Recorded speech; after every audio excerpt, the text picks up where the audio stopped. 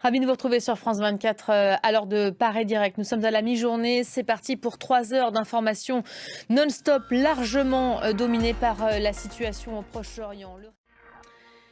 Le conflit au Proche-Orient, pour commencer, a donc franchi ces dernières heures une nouvelle étape. Voyez tout de suite ces images, deux scènes de vie qui nous parviennent en direct.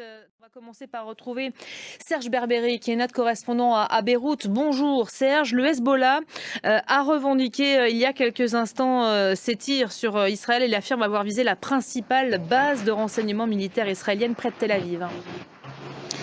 Effectivement, le mouvement chiite a lancé depuis ce matin une série de missiles et d'obus en direction du nord d'Israël.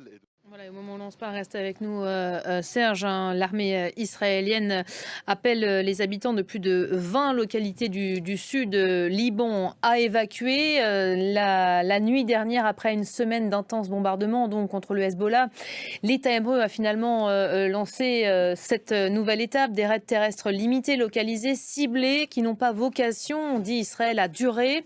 Explication en images, on y revient juste après, regardez.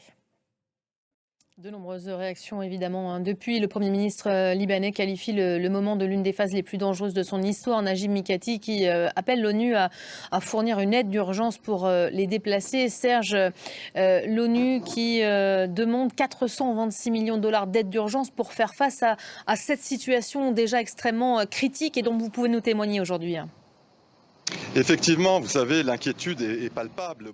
Merci beaucoup Serge Berberi, qu'on retrouvera un peu plus tard pour faire le point. Des réactions évidemment et des opérations qui démarrent. Un porte-hélicoptère de la marine française a appareillé ce lundi de Toulon pour se positionner par précaution en Méditerranée orientale au cas où il serait nécessaire d'évacuer des ressortissants français du Liban. On vous en parlait déjà la semaine dernière. Antoine Mariotti, bonjour.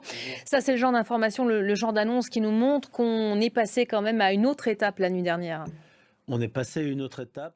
Merci beaucoup Antoine. On aura l'occasion d'y revenir avec vous. Dans le Club France 24, ce sera à 13h30 heure de Paris. Une autre séquence qu'on va évidemment vous faire vivre en direct cet après-midi, près d'un mois après sa nomination. Le Premier ministre Michel Barnier s'apprête à prononcer l'un des discours les plus attendus du moment. Compte rendu présenté habituellement à l'Élysée, le débrief a lieu cette fois avenue de Ségur, dans des locaux des services du Premier ministre, qui marque quand même une certaine forme de distance au sein de l'exécutif. En direct donc à l'issue de ce Conseil des ministres. Voilà pour l'essentiel en cette mi-journée.